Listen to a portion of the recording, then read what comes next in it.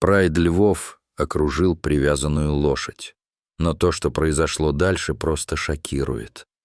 Палящее солнце беспощадно обжигало выжженные равнины африканской саванны. Ветер, наполненный пылью и сухим жаром, проносился над пересохшими травами, словно шепот древнего пророчества. Под искривленным баобабом, чьи корни казались застывшими когтями времени, стояло зрелище, способное сокрушить даже самое каменное сердце. Жеребец, некогда гордый и свободный обитатель саванны, теперь был сломлен. Его тело дрожало от истощения, ноги едва держали, а глаза, когда-то полные ярости и духа, потемнели от боли. Каждый вдох вызывал дрожь в его иссохшем теле, а воздух будто вырывался сквозь горло, израненное шипами отчаяния и страха.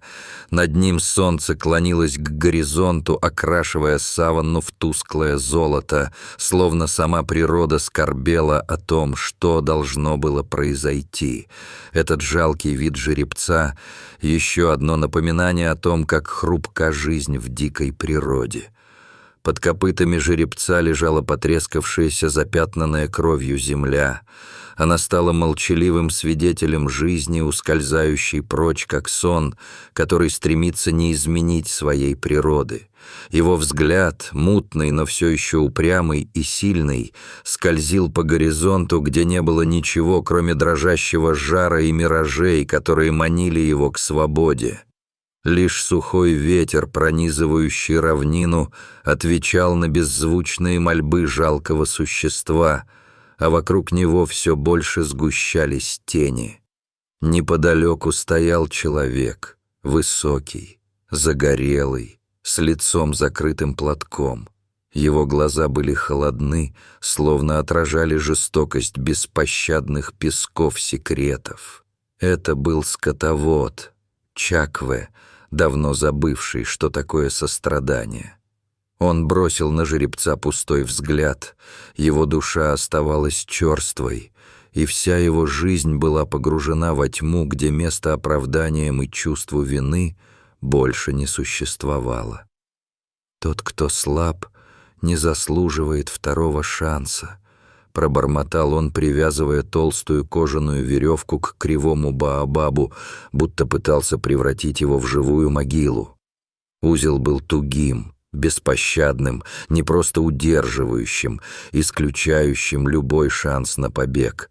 Веревка врезалась в шею жеребца, словно петля предательства, сжимая его горло, и он ощущал, как последнее дыхание свободы покидало тело.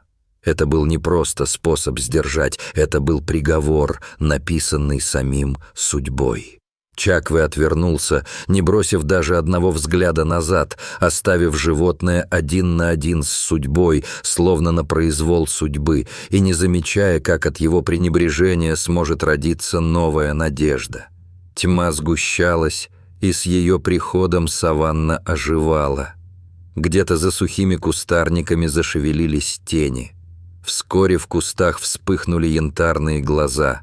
Сначала пара, затем еще одна и еще. Это были львы, охотники саванны, движущиеся безмолвно, грациозно, с врожденной уверенностью в своем превосходстве, которое исходило от их природы. Они чуяли кровь, чувствовали страх, принесенный ветром, который нес с собой предчувствие беды. Воздух стал плотным, насыщенным напряжением и предвкушением охоты.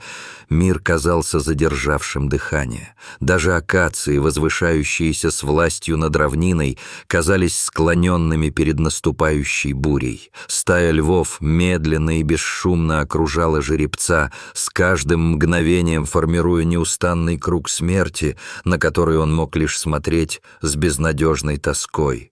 Они двигались в унисон, как тени, обретшие форму под покровом ночи. Инстинкты жеребца вспыхнули с новой силой.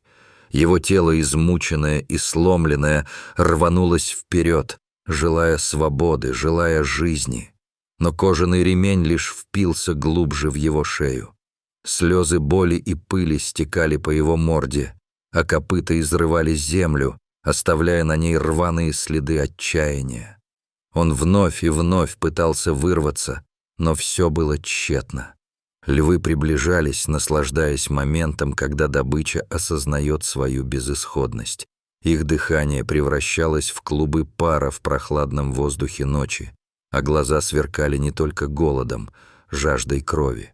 Один из львов, крупный самец, отделился от стаи. Его грива развивалась на ветру, а в глазах горела уверенность опытного хищника. Он знал, что победа близка, и предвкушал тот момент, когда его клыки встретятся с плотью. Жеребец, дрожащий, но не сломленный, сделал последний рывок.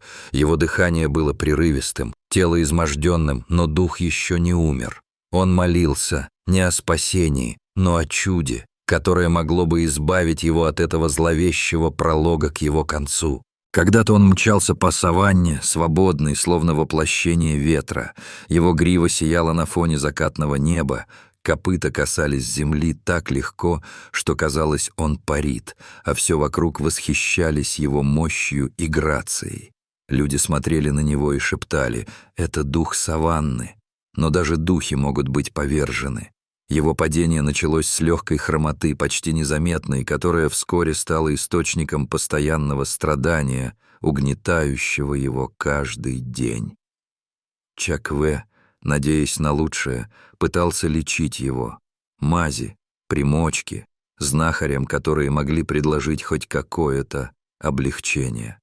Но терпение испарилось, как влага под жарким солнцем, когда целеустремленность и надежда превратились в отчаяние. Однажды, увидев, как жеребец вновь упал, истощенный и сломленный, Чакве решил: нет пользы от сломанного зверя. Пусть станет пищей для львов. В тот же день была затянута петля, незамедлительно и беспощадно, и Баобаб стал его тюрьмой, запятнанной кровью и слезами. Но за горизонтом еще теплилась надежда, и она пришла.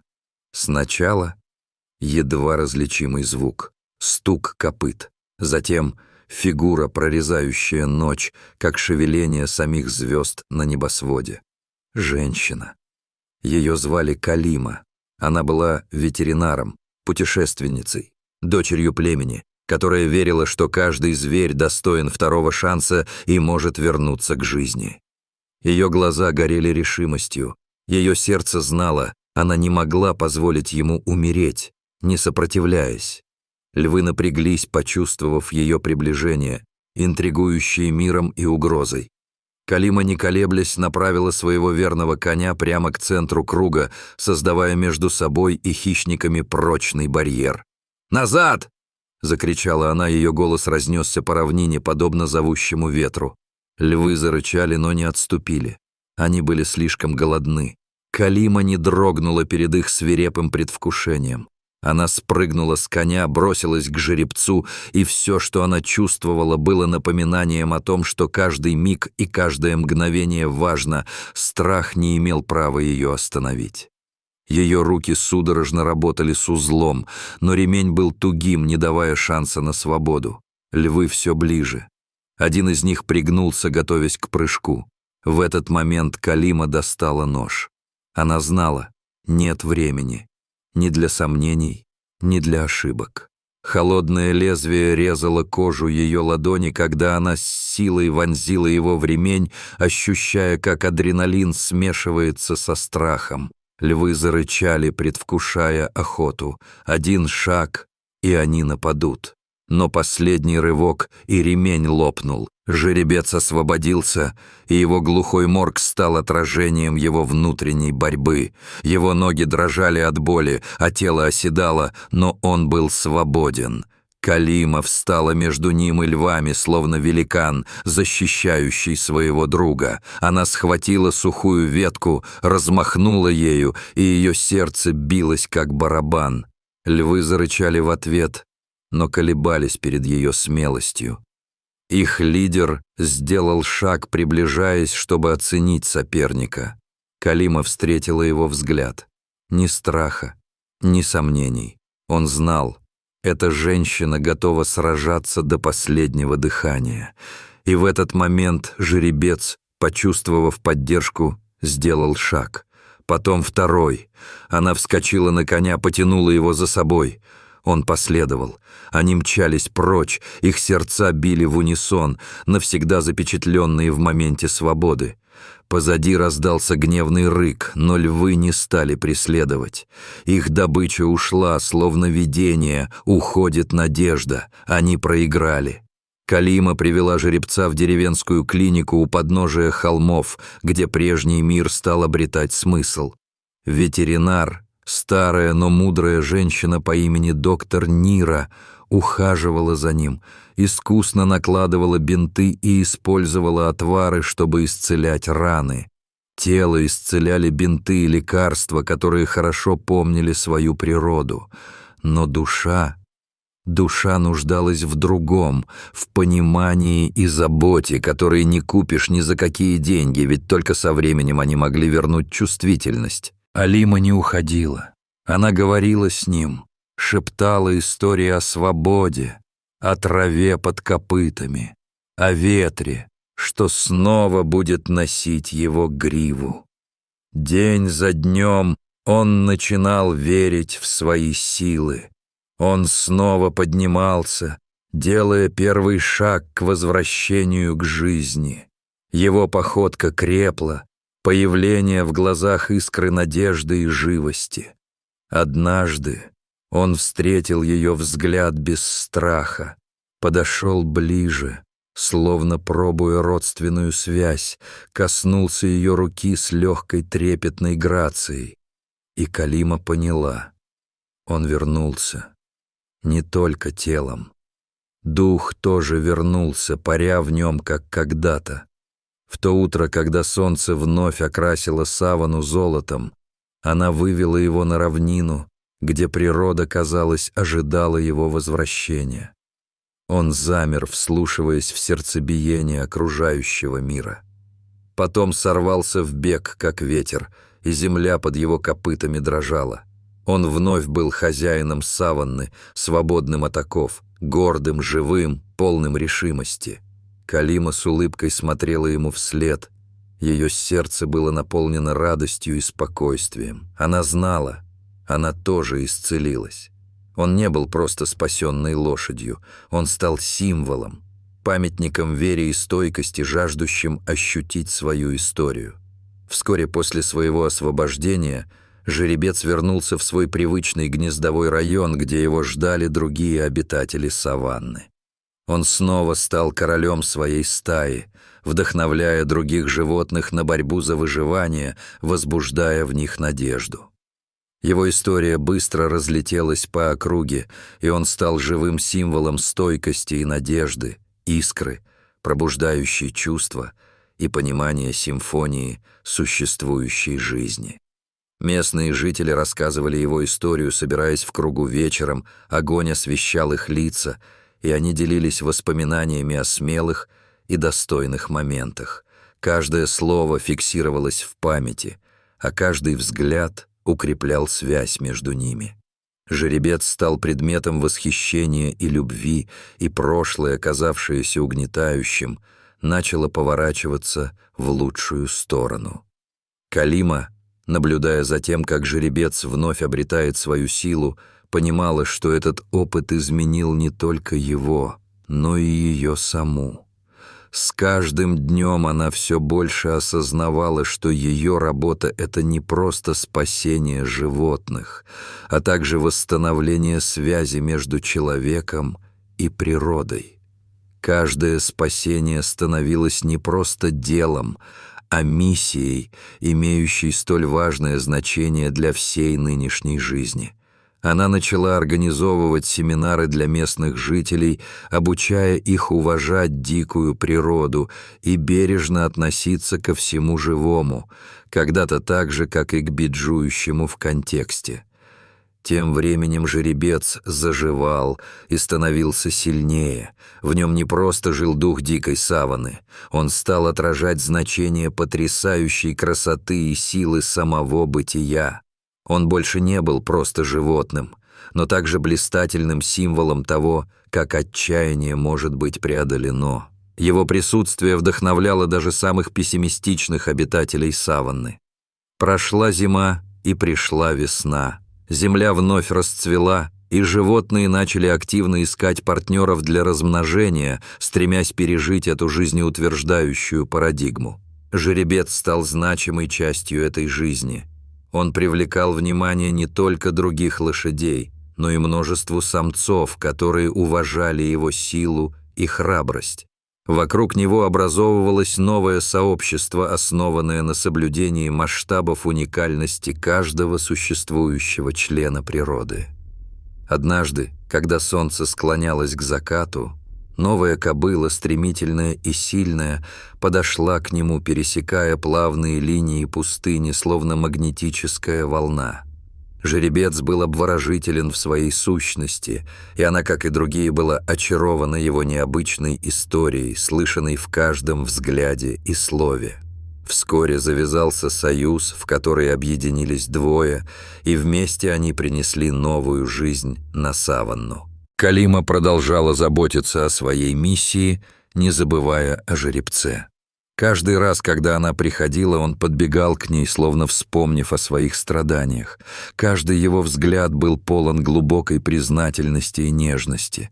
Она четко понимала, настали лучшие времена как для него, так и для всех объектов жизни вокруг, в том числе и для самого себя. Недалеко от деревни она организовала центр по спасению животных, где могли получать помощь не только травмированные, но и голодные, брошенные существа, которым была нужна поддержка. Фахри, местный знахарь, предоставлял свое время и знания, обучая людей тому, как можно помочь животным без вреда для себя, основанного на трепетных историях и длительном понимании.